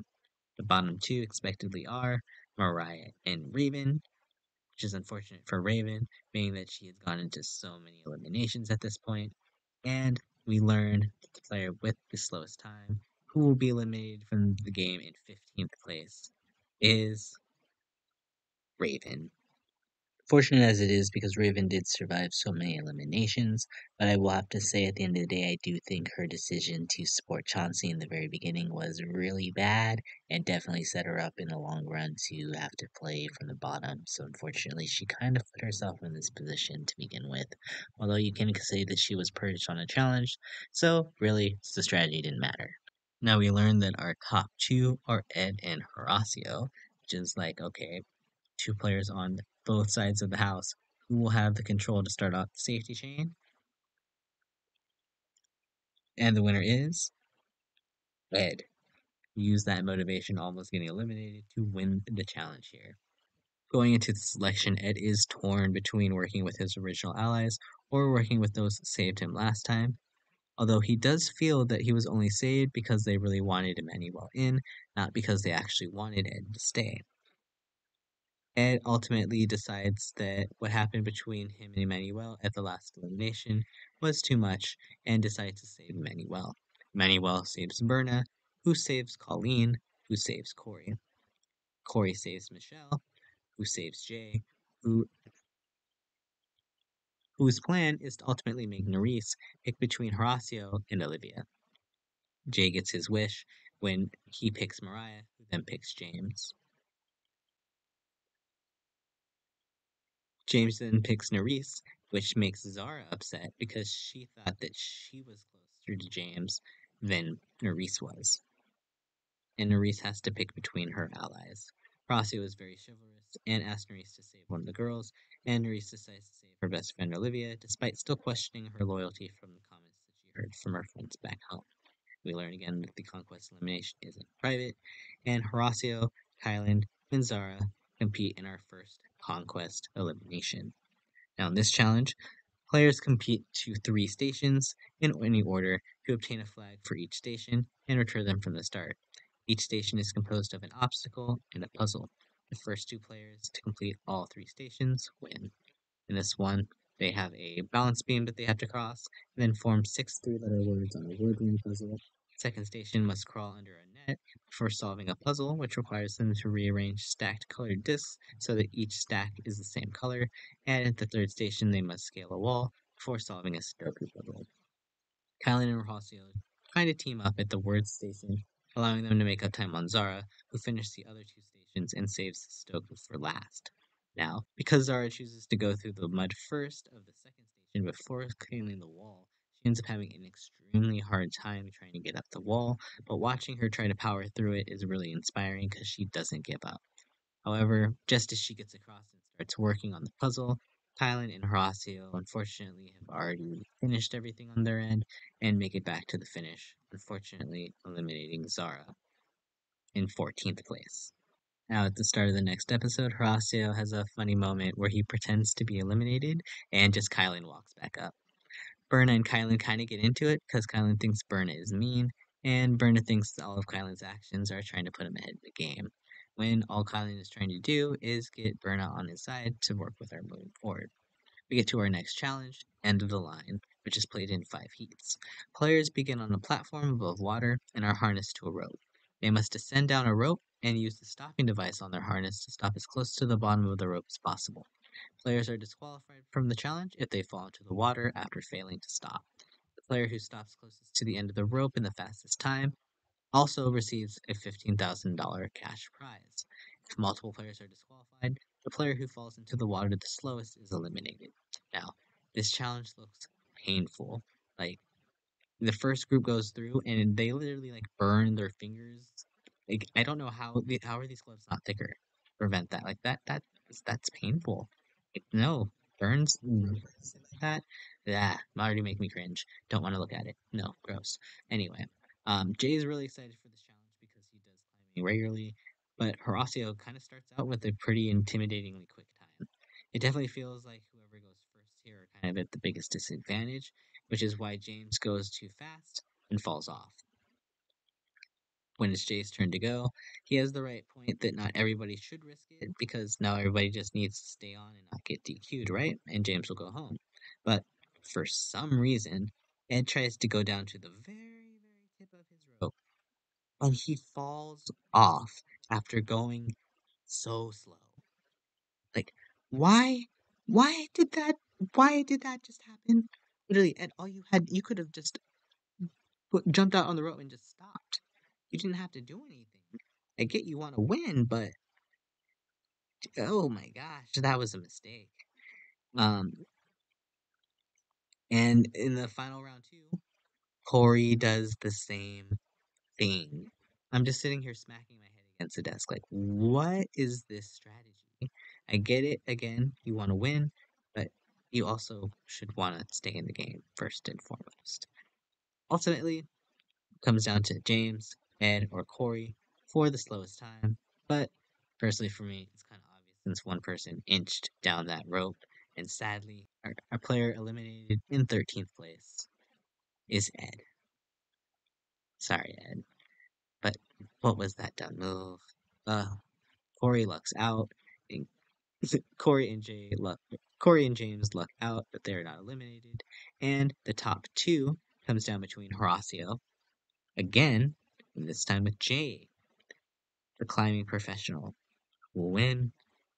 Sadly, Horacio will always be a bridesmaid and not a bride, as Jay takes this challenge.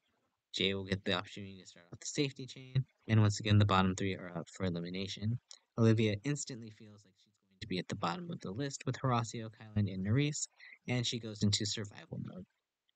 Nerys makes a plea to Jay and Michelle to save Horacio for once during their night out, but Mariah reveals to Nerys that Jay's plan is still to send Horacio and Kylan home. Everyone is trying to figure out the third option. Michelle wants Colleen because Michelle does not want to risk one of Nerys or Olivia going in because she feels loyal to them. And for the first time, we see some tension between Michelle and Jay. Berna kind of stokes the flames when she agrees agrees with Jay's point of view, and Michelle is starting to realize that she has too many friends in this game and cannot protect and save everyone. Nerys kind of gives up, feeling like she's okay to sacrifice herself with Horacio and Kyland, and that's really sad to see. Because honestly, all three of them have been playing really well, and it's just unfortunate that they just have never had any sort of power outside that first week or so. We get to the selection, and Jay starts off by saving Michelle. Michelle really struggles with her decision, deciding to save Olivia, which what? My mouth kind of dropped at first, like, what, girl? This, huh? Berna also is a little pissed off here, thinking that she was going to get picked by Michelle, and she's not. Now, at this point, Nerys thinks she is now a shoe-in for her to get saved, except Olivia saves Mariah. What? The what the fuckness keeps continuing here. Like, what is this fucketry? Olivia really is in self-preservation mode, and we learned that before the selection ceremony that she sold out Nerys in order to save herself. Now Mariah saves James, James saves Manuel, who saves Berna, who saves Colleen, over Jay's choice, Nerys. But Jay kind of looks dumb because obviously, Berna is gonna save Colleen. So I'm not exactly sure why he thought that Berna was gonna pick Nerys. Anyway, Colleen saves Corey, leaving us with our bottom three of Horacio, Island, and Nerys. Oh, things continue to be terrible. It's like the anybody honestly, these are the three people I'm working for the most, and they're now in the bottom three. Rude. Now, anyways, Nerys is pissed, just like the rest of us, because she felt deep down that Olivia was going to screw her over, and Olivia just proved Nerys got it correct. Kind of sad that Horacio and Nerys are going to be broken up. I'm actually kind of sad for them. Horacio looks so brokenhearted. They have a conversation, and Olivia is feeling like Nerys was just waiting for Olivia to fail her, which she kind of was, and I do see Olivia's point, but I do also have to side with Nerys on this one. Sorry, girl. Anyway, we get to the Conquest elimination, which we learn in this particular situation only one player will be moving forward. Two will be eliminated, and they picked the exact worst time to start this twist with all the people that they have here at the bottom that I'm rooting for. Anyway, challenge is basically the same with the same obstacles, except they have some different puzzles. And initially, the boys get a lead on Nerys, but unfortunately, they struggle on the tangram. Like, I don't even think they complete it. Horacio eventually tries to leave at some point and come back, but fortunately, by the time that Nerys or by the time he chooses to do that, Nerys is already done with two of the puzzles. She ends up doing the tangram and completes it so quickly. Like, not even a joke. Like, Nerys ends up completing the final portion after struggling for a little bit and wins. I mean, let's go, girl. If I wasn't already spoiled, I would have had a hard time believing initially that you took them out. But after watching that performance, Nerys is officially at the top of my list here. She is a star, and I'm rooting. Even if you did just eliminate my two favorite players, Kyland and Horacio, boys, boys, y'all did as well as you could do. It's unfortunate that the social game was just not your strongest, but I hope they both get to come back because I really like both of them a lot. So that brings us to episode 17, y'all. There's only 3 more episodes left, thank Lord. And this is the final phase of Conquest. Now, there's a lot of fallout with Nerys returning, but Nerys is determined to play smart. She doesn't tell anybody about what happens at the Secret Conquest elimination, and actually suggests that all the women should team up and run an all-women final if possible. However, Byrne is always a wild card, as she vents to Michelle that she feels betrayed by her choice at the last election. That brings us to our 17th daily challenge, drumroll.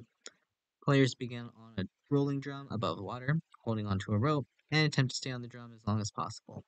The last 5 players standing then compete in a winner's round, while the first 5 players to fall into the water compete in a loser's round.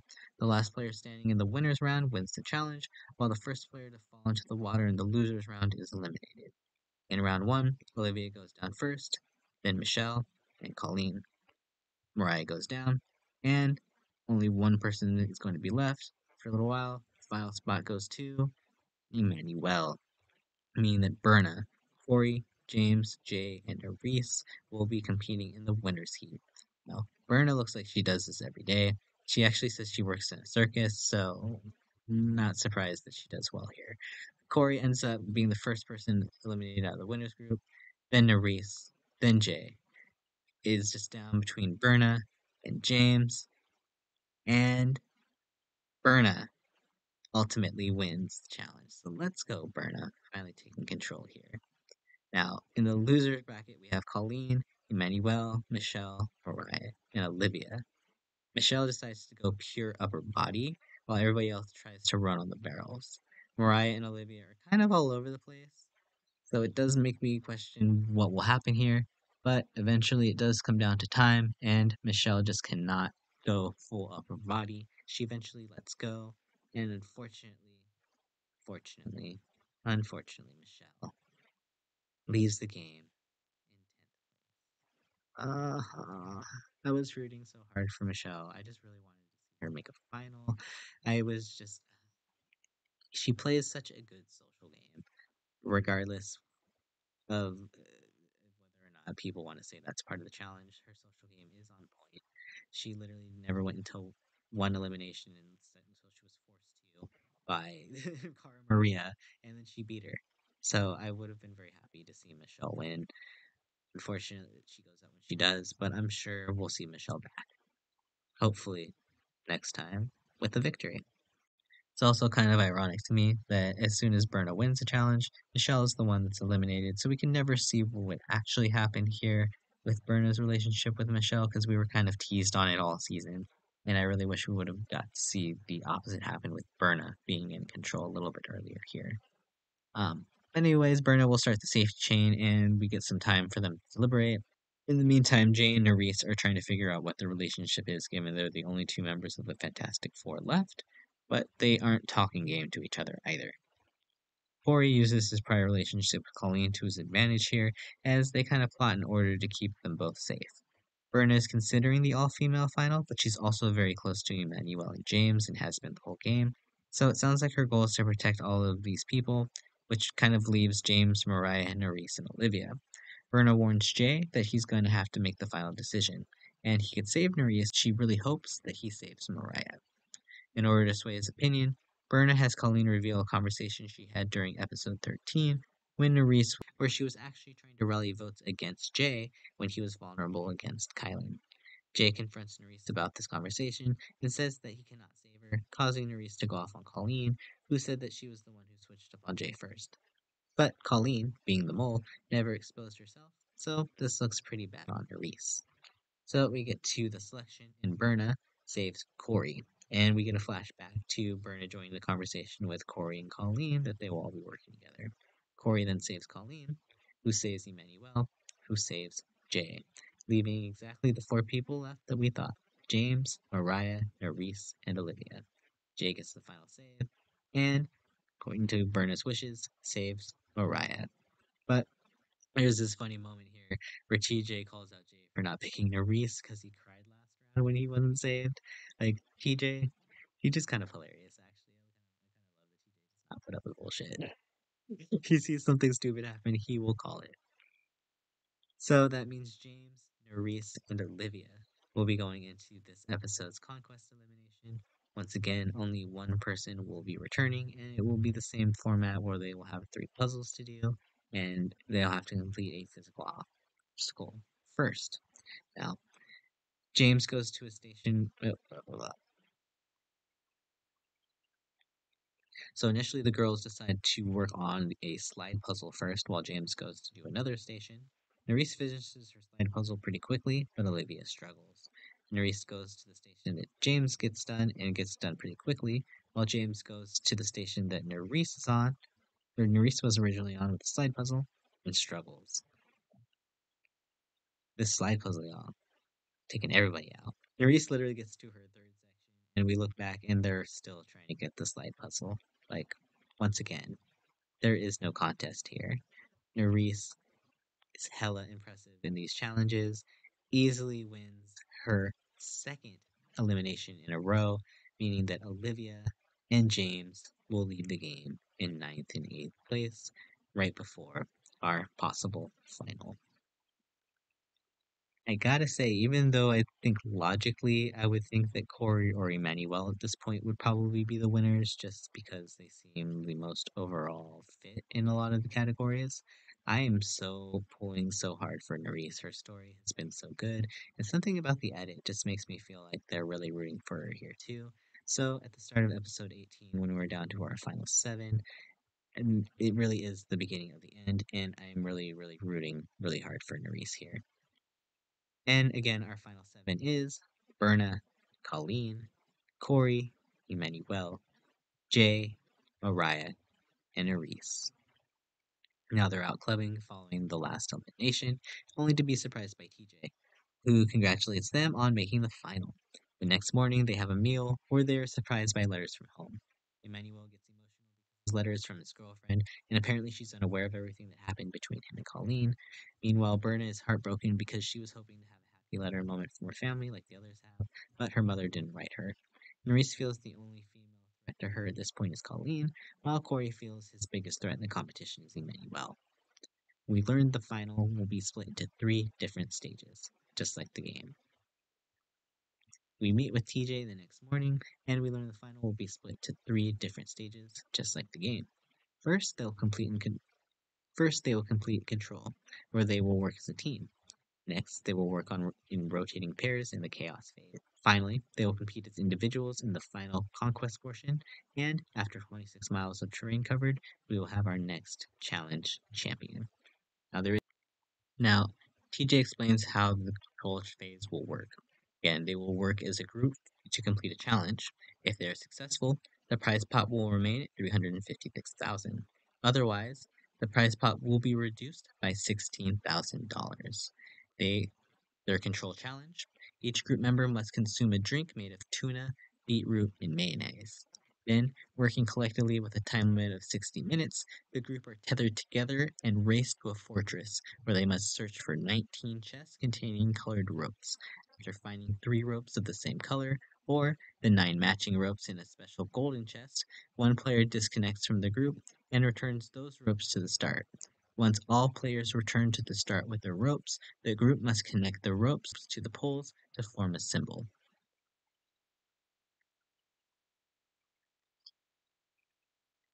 Now, there is immediately tension when Corey decides to, or when there is immediate tension when Corey finds the golden box first with all the orange ropes and decides to unclip to take them. Jay thinks that he should do it, but Corey wants to be the one to take it on himself. However, Corey drops one of the ropes really far back in the course and causes a huge time delay. He doesn't get back until there's only 2 minutes left to work on the ropes, and they fail. Jeez. Like they are so bad at working as a team, y'all. Like they cannot. This is like the biggest group of individuals ever. Which I mean, granted, it is an individual game, but oof, at these team challenges being the reason why they're just not giving out any money at all. For what started as a possible 500,000, they end with their total pot now at $340,000. Third place will take home 30K. Second place, respectable 60K, and the winner 250,000. Now, we learn here that there will be a elimination before the next stage, and based off of his terrible mistake that he just made, everybody votes for Corey, except for Emmanuel and Colleen, who vote for Maurice, who finds her to be the biggest threat. Now, in determining on who he will face off in elimination, Corey says he wants to pick someone who hasn't faced an elimination, meaning not Nerys, and because he wants to see a woman win, this means either Emmanuel or Jay be the person that he faces off in elimination. However, he feels like Jay has been the sketchiest player in the game and decides to face off against him. In their control elimination challenges, players must collect 3 bags of blocks before stacking the blocks on an unstable players must collect. Now, in the control elimination challenge, Players must collect 3 bags of blocks before stacking the blocks on an unsteady table, which must be balanced using their leg. The first player to finish wins, while the loser is eliminated from the final challenge. And wow, that I have never seen Corey move as fast as he has here. He shows tons of heart, tons of fire, basically just blowing through the course so much faster than Jay. They get back to the blocks, and unfortunately for Jay, Corey is able to balance them faster, and Corey wins challenge, meaning Jay, fortunately, will be leaving the game in 7th place. And I gotta say, Jay, you took me on a wild wind of emotions this season. I fully was rooting for you at the start, but some of the heel turns that moved on here, like I get how you gotta play the game. I do get it. But oof,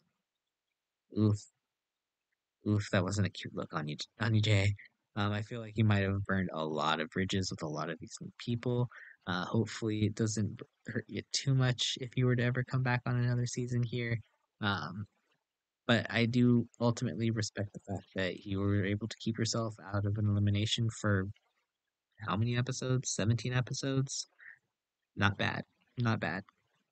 I mean, and you also did the same basically for your entire alliance. So, I mean, in another world, things could work out. But unfortunately, in this one, looks like karma kind of caught up to him. So, following Jay's elimination, we officially enter the chaos phase.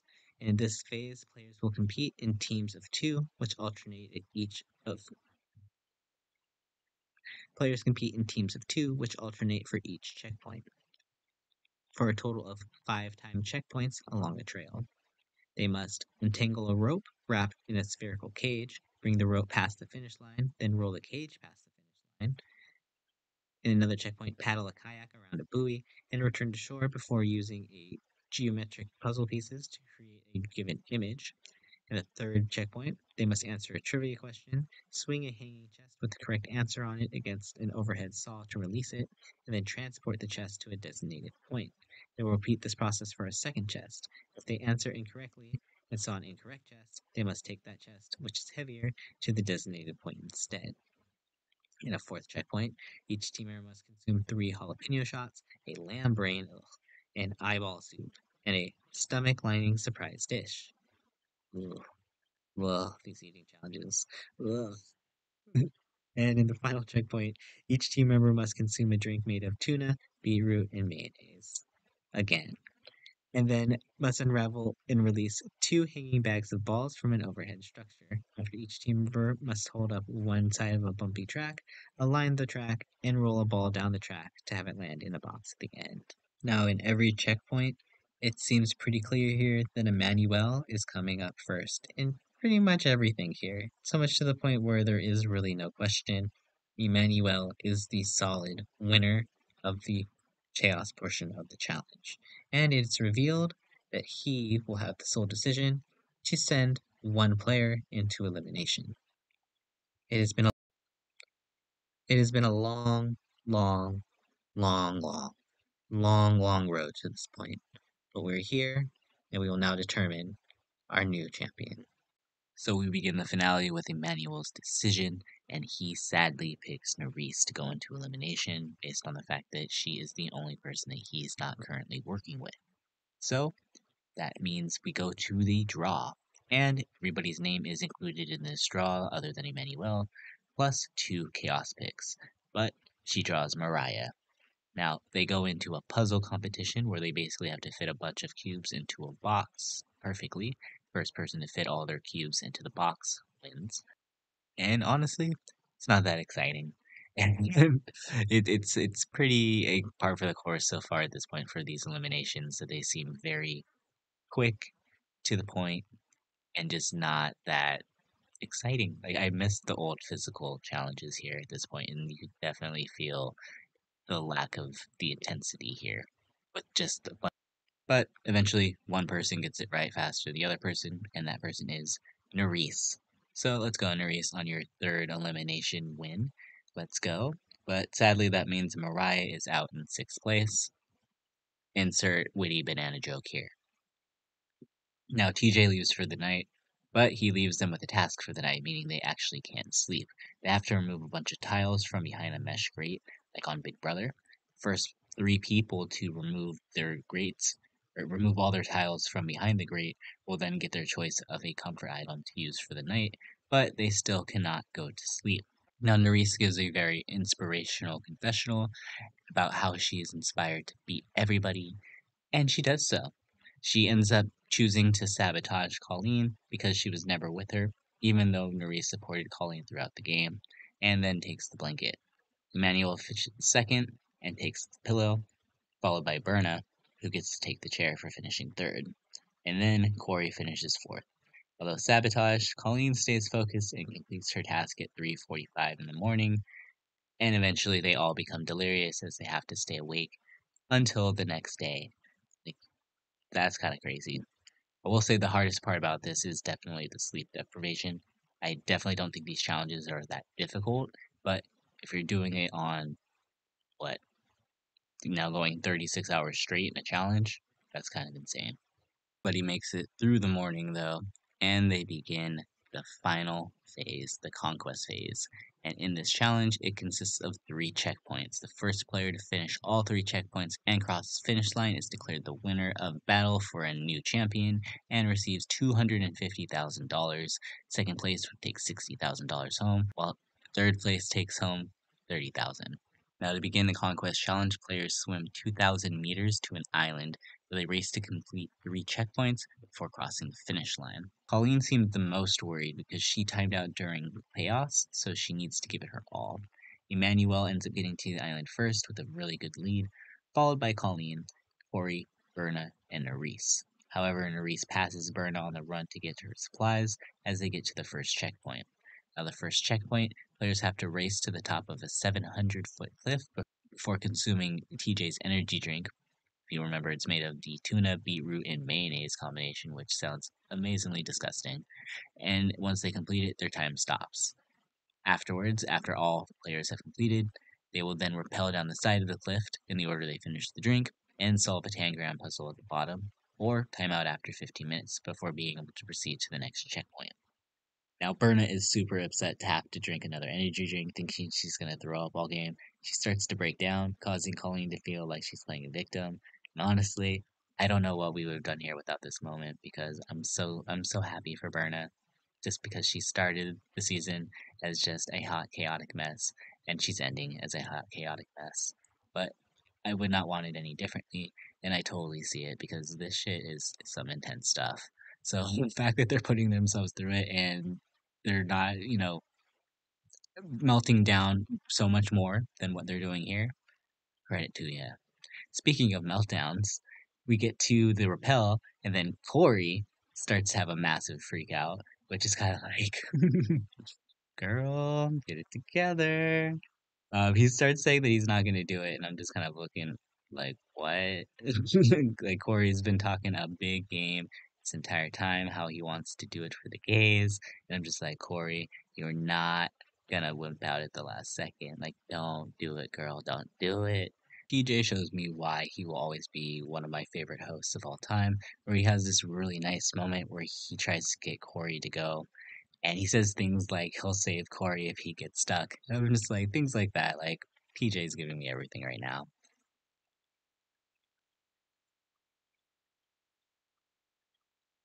Eventually, TJ's words sink into Corey, and Corey decides to do it, and they all begin the rappel. Now Manuel gets out again with another good lead. Corey sucks it up again, completes it, and actually makes up time.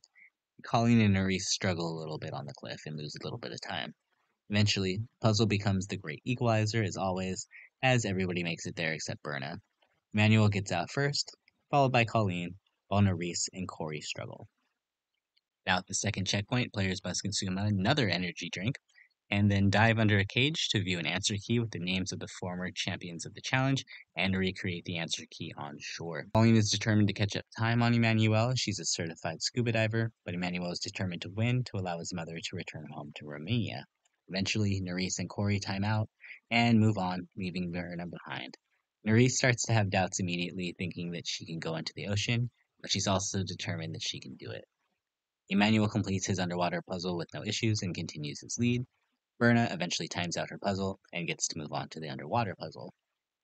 And we get a reverse Jessica Wilde as Berna hates this drink.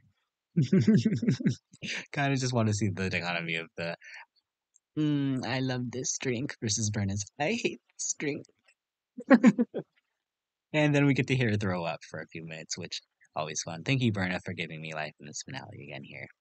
Now, Emmanuel eventually reaches the third checkpoint, where players have to race to complete 5 stations in any order, very similar to the actual Conquest elimination challenges, except instead of 3 stations, it's now 5, and return a flag from each station with them to the start. Each station is composed of an obstacle course and a puzzle or a task, and after completing all 5 stations, players can proceed in the finish line. The tasks are: they must scale a wall, count the number of circles and dots in an image, then use those numbers to solve an equation. Station 2, they must climb over 3 cubes, then use a sledgehammer to flatten a barrel so that it fits into a shallow box. Station 3, players must climb over 2 barrels, then solve a puzzle which requires them to rearrange colored discs so that each stack is in the same color. Station 4, players must cross a balance beam and solve a Sudoku puzzle. And Station 5, they must maneuver through a cage filled with ropes. Afterwards, they must use blocks to build 3 equal stacks on one end of a seesaw-like apparatus, then pull a rope to balance out the apparatus for 10 seconds without toppling their stacks. Most of these are things that we've already seen in other portions of the Conquest eliminations, which definitely means that Nerys will be very excited to see this when she gets to it. Now again, Emmanuel is the first person to get to this final checkpoint. He decides to start with the Sudoku puzzle, saying that he's only done it once, but the first time he did it perfectly, so how hard can it be? Colleen ends up screwing up the underwater puzzle in the meantime, and has to go back to the water to check, losing her second place time. Meanwhile, Maurice and Corey decide to work together, realizing it can only benefit them to catch up to Emmanuel. They work together, and they finish quickly, getting to the station where Maurice, very much expectedly, is happy to see the style of challenge. Now, Emmanuel is definitely struggling with the Sudoku, allowing Corey and Nerys to make good time, getting 2 flags at some of the other stations that are a lot easier to do. Worried that he's taking too long, Emmanuel leaves the Sudoku and goes to another station. Now, at the underwater puzzle, Berna ends up helping Colleen get her puzzle together, and Colleen allows Berna to copy hers, meaning everybody is back in it. Emmanuel ends up finishing 2 stations really quickly, catching him right back up. Corey gets his 3rd flag, followed by Nerys, followed by Emmanuel. But they've done the same puzzles, and at this point, they've both left the stacking puzzle and the Sudoku left over. Nerys saves the puzzle stacking for last because she feels the Sudoku is easier, while Corey and Emmanuel attempt to do the stacking. Colleen and Berna end up showing up, and Colleen takes on the Sudoku, while Berna goes for the easier puzzles. Corey is ultimately on a roll here, smashing the stacking portion quickly, just leaving the Sudoku. However, he struggles on the balancing beam portion of it, allowing Emmanuel to complete the puzzle stacking and overtake Corey on the balance beam, as he just cannot figure it out. This is giving me all sorts of Survivor Amazon teas, and I'm just like, boys and their balance beams. I cannot, y'all. Now, Emmanuel gets more encouragement when he sees everybody else struggling on Sudoku, and it turns out the Sudoku is kind of the great equalizer. Even Nerys, Miss Puzzle Master Nerys, ends up having to take a break, going to the station to try to stack the puzzles, but she ends up struggling a lot, just like she did in the other elimination portion when she had to do this, so she goes back to Sudoku. Finally, Colleen is the first to finish the Sudoku, and then Berna rather quickly, which is kind of sus, because everyone's like, girl, you can't even do math, how you gonna do Sudoku? And she's saying that she didn't cheat, but Berna? I mean, I don't care, Berna, keep giving me all this drama. Berna ends up having to go to the math station, where she ends up struggling, but she gets her 4th flag, just like Colleen, who ends up making some real progress and gets her 4th flag as well, too. Like, we're literally all tied up here. But eventually one player finishes their final station first, and it's Emmanuel. No shock there. He's been in lead this entire race, and he continues to do so now. But Nerys completes her puzzle stacking shortly behind, and she's back in it too. Looks like it's a 2-person race here between Emmanuel and Nerys for the grand prize. And it turns out the lead he had was just too large, unfortunately, for Nerys to catch him, as Emmanuel crosses the finish line in first place, winning $250,000 and officially being named the next challenge champion. Gotta say, he was definitely a little under the radar compared to the rest of his alliance, but he definitely won a lot of challenges when he needed to, and definitely shocked at how well he did at the end here. I don't think anybody really expected him to really stand out as much as he did, but I honestly was kind of wondering why no one was taking him out, because he just seemed like such an obvious threat here. And I am very happy to say that Nerys, my personal fan favorite at the end of the season here, ends up finishing strongly in second place. And I'm just so proud of her for having such like an underdog arc and being the only person going into this finale to have to actually go into an elimination and not so much just one, but she went to multiple and she had to knock out what, five people, including Kylan and Horacio, who were probably the two strongest players up until that point in the game. So definitely my hats off to Nerys. If anybody here I think leaves as most respected, it's definitely her. So congratulations on runner up there, Nerys. The finale is not over because we still have a third place prize up for grabs. It all comes down between Colleen stacking and Corey doing the balance beam. And Colleen gets her flag back first and takes off.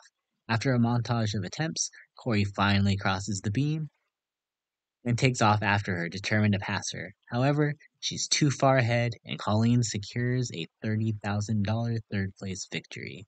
Pretty surprising, gotta say, because it doesn't seem like Colleen had the most active edit, but neither did our winner. And looking back at things, kind of makes sense because Berna, Colleen, and Emmanuel were kind of always featured as a trio. So looking back, I get what they were going for, but I'm still a little kind of feeling it was a little lackluster personally for me. Now, despite not getting any prize money, Corey and Berna also finished the final with fourth and fifth place, respectively. So, despite not winning, at least everybody can say they finished the final. Congratulations to Colleen on third place, taking home $30,000. Nerys, our runner up, taking home $60,000. And finally, our newest challenge champion, Emmanuel. We'll have to say though, his win is a little tainted by all the drama that happened with Colleen, and it kind of feels like it maybe got swept under the rug a little bit because he was a winner and they didn't want to look bad, but no one can say he didn't dominate that final. So maybe not the happiest fairy tale ending. I'm happy for Emmanuel, and he could definitely use the money to reunite his family, and that makes it all worth it. But holy wow. I gotta say, that was definitely a mission. That was the true challenge, was getting through this podcast and this season. And I gotta say, I don't know if I would really want to do it again for a season of the challenge, just because these seasons are so long. But I'm always inspired because when the challenge is good, it's great. This season, unfortunately, it does seem very strange that they relied very heavily on puzzle challenges, and I just wish the show would kind of get back true to form if it's going to be just a challenge based show. Then have physical challenges. Have those challenges that those iconic challenges that we know of. I don't know if anybody really wants to see anybody count items and put things into numeric order or do a math equation. Like, this isn't that exciting. Like, save those for the dailies, I think personally. I think the duels in the head-to-heads need to have some sort of action, and I get why they didn't necessarily at the end because they were competing individually, so they needed to have things that were a lot more equal. But in those beginning stages when it was like man on man and woman on woman, like, why are we sitting here counting items? Like, I don't understand the decision from production to do that. Maybe they put all their eggs in the challenge too and they just didn't have enough left over for this. I have no idea. I'm all up for trying new things, but hopefully season 40 really gets us back true to form to the challenge main series. Because personally, for me, the last few seasons have not been very great. I've not been all that excited for a challenge season since the trilogy of season 30, 31, and 32. Haven't really been into it since. I think there was like War of the Worlds that was kind of interesting, but I don't know. I'm still not all that excited for the mainline franchise here. I will say the beginning and the end of the series was pretty good. I do think that slog in the middle with Chaos just turned out to be kind of a total flop, and since that turned out to be the majority of the series, it kind of ultimately tainted the whole entire experience for me. But I will say if you managed to get through it, hopefully you enjoyed it, and hopefully you enjoy the podcast as well too. So let me know what you think in the comments below, and always I'll see y'all in the next one, and keep spilling that tea, y'all. It's Renegade, signing out.